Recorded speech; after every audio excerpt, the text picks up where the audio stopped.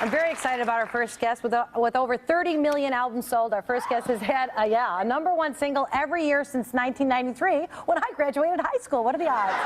Now he's back with his newest release, American Ride. Please welcome country's big dog daddy, Toby Keith.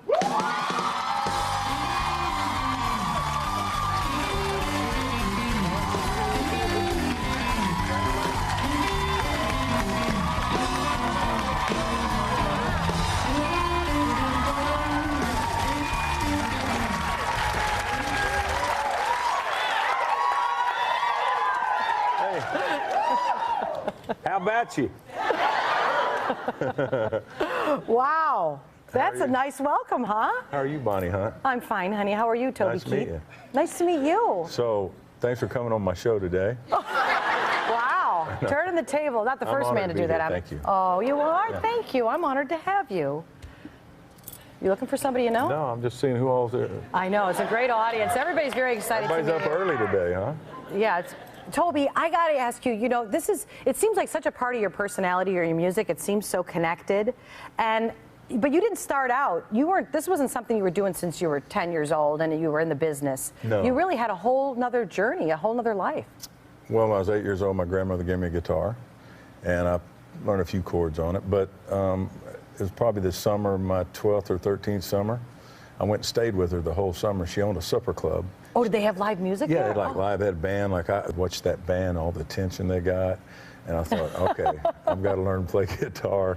So that's what I'm supposed to do right there. I know, but it wasn't like then you went into it after that and took it, No. you know, became your life. You were working with your dad in the oil fields, correct? Yeah, I left, when I graduated from high school, I went straight in the oil fields. My dad was out playing semi-pro football for a team called Oklahoma City Drillers on the side, trying to work on a 24-hour call in the oil field. It was just pretty crazy. I mean, that's a real labor-intensive job. There's a show on TV right now, I think it's called Black Gold, that has shows the oil field, and it was that, you know. And so for 3.5 years, that's what we did, was work on drilling rigs. And I was writing songs, but I just didn't know, being in Oklahoma, Nashville was a long way away. I didn't have that Okie. Somebody's But your mind didn't go to that was a possibility, right? Yeah, I just was a songwriter that knew that when I played with other songwriters and with bands that people went, we need to do those songs, you know. And finally, the way the story goes is true. I had a girl named Lori Harden who was a huge fan, who was dating our drummer. So when I finally did make it to Nashville years later, I'm in a steakhouse. She goes, "Oh my God, what are you doing here?" I said, "I'm trying to get a record deal." "I haven't had any of your new music in years. Can I?" I said, "Yeah, I got some right here we're giving." She takes it, gives it to Harold Shedd, who was vice president of Mercury Records. He hears it and goes, "Who is this guy? Did he write all this stuff?" And so how old are you when that happened? I was like 29. And then this huge break comes. I mean, that must have been something. I'm a big, strong believer in prayer, and so as guidance. So I prayed every night. I never asked for anything. I always give thanks. But I said, you know, if this is stupid for me to be pursuing such a, I mean, it's really a difficult career to go pursue. I mean, to think that you're going to be up there. And you had a family already. Right. I had two baby girls, and I was like, I've got to do something with my life besides being a musician, because there's an old saying that a little boy went to his dad one day and said, "When I grow up someday, I want to be a musician." And your dad said, "Well, you can't do both." You see what I mean? That's excellent. So I thought it's time for me to grow up and get a real job, get back in the oil field, that kind of thing. And my phone rings, and this lady goes, "This is Joyce Triplett with Mercury Records. Harold Shedd's on the line. Will you hold for him?" And I was like, "Sure." She says, "Is that you singing?" "Yeah." "Is that your band?" "Yeah." "Where can I see you?" And I gave him my regional schedule of bars we were playing. He flies in. I do 2 45-minute sets of all original stuff in front of the crowd. He signed me on the spot. Wow. You always think that it just happened at the right timing. You had more life experience, probably a better songwriter, just having had that time where you're working in the oil fields alongside your father. And yeah, I wouldn't have been a good artist at 22 years old. I'd have been a cruddy writer and a bad entertainer. I took those years of hitting the bars and working to get to the point. Well, hitting the bars working, not hitting the bars throwing a bat. I just want to make sure, yeah. Both. Oh, both.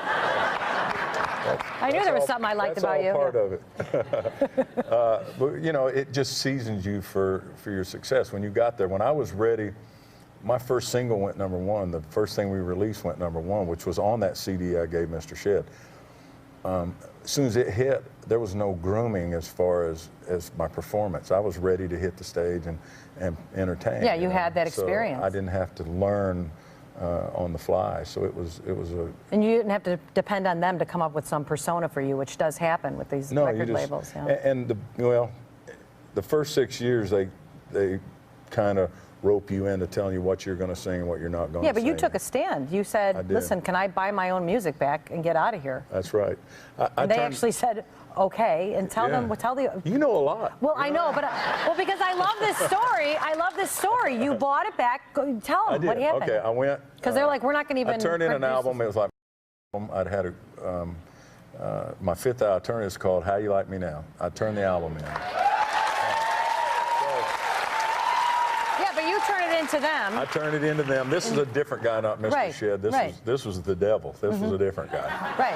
Yes. All right. Yeah. So I turned it into him. Article, he devil. rejects it, and they take 2 songs off of it and throw greatest hits out.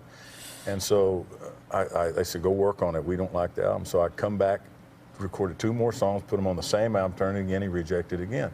Well, record labels, the record deals are like a life in a day. You can't get out. I mean, it's like you signed in blood. So I said, hey, if I suck so bad, let me go. You know, if I'm that bad, then kick me out, let me go work. And they said, okay. I was like, all right, what about my music? And they go, well, what about it? And I go, well, you don't like it? And the guy goes, no, I don't. I go, can I take it with me? Because you can buy it. So I wrote him a check, bought it, took it across the street, sold it to DreamWorks for more than I bought it for. Well, they know that. And we had Album of the Year and sold 3.5 million albums. Same album. Having a strong sense of self. And it wasn't ego, it was a strong sense of self. And I got to stand up at the award shows and go, how you like me now? And point at me. You and you and you and you and you. Well, you heard me talking in the first part of the show about people, you know, meeting big medical challenges and everything like that. And I know that when we come back, you're going to sing for us, and that is so healing. Crying for Me from his new album, American Ride. Yeah, the healing power of music. Don't go away. We'll be right back.